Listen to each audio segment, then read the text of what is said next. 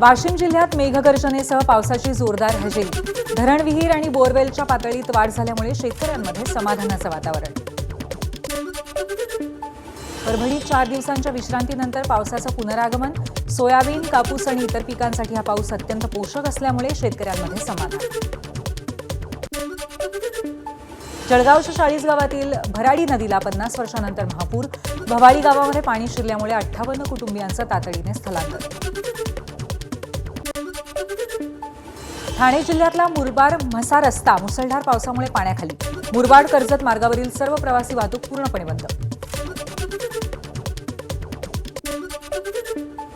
ठाण्यातील कोपरी पूल ते आनंदनगर टोलनाक्यादरम्यान रस्त्याची चाळण। वाहतूक पोलिसांनी खड्ड्याभोवती लावलं बॅरिकेड्स। महापालिकेच्या कारभारावरच प्रश्नचिन्ह।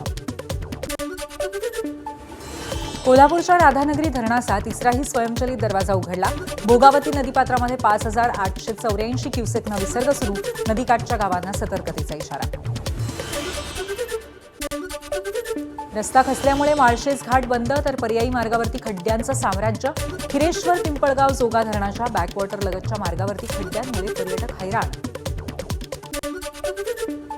मुख्यमंत्री देवेंद्र फडणवीस यांच्या अध्यक्षतेखाली एअर इंडिया इमारती संदर्भामध्ये बैठक। मंत्री शिवेंद्रसिंहराजे भोसले, राज्यमंत्री इंद्रनील नाईक आणि वरिष्ठ अधिकाऱ्यांची बैठकीला उपस्थिती।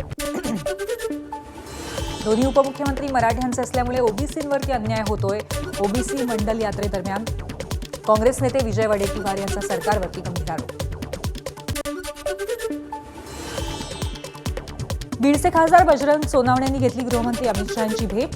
बीडमधील कायदा आणि सुव्यवस्थेबाबत सोनावणेंकडून अमित शहांना पत्र।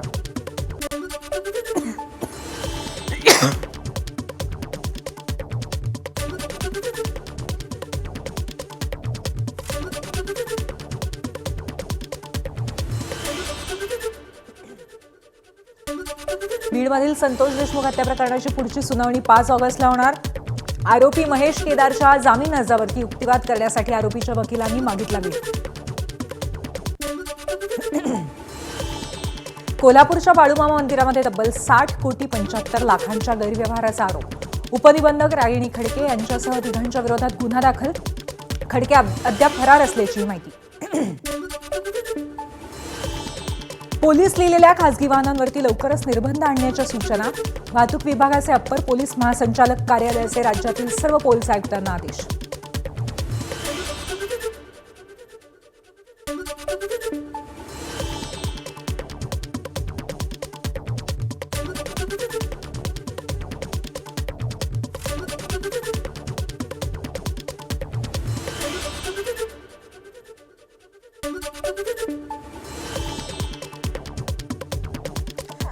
ठाण्यातील आंबेघोसळे तलावामध्ये 50 वर्षाच्या महिलेचा मृतदेह आढळल्यामुळे खळबळ।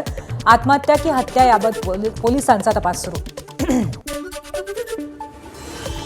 पिंपरी चिंचवडमध्ये पाईपलाईन फुटल्यामुळे लाखो लिटर पाणी वाया। शहराला पाणी पुरवठा करणारी मुख्य पाईपलाईन फुटली।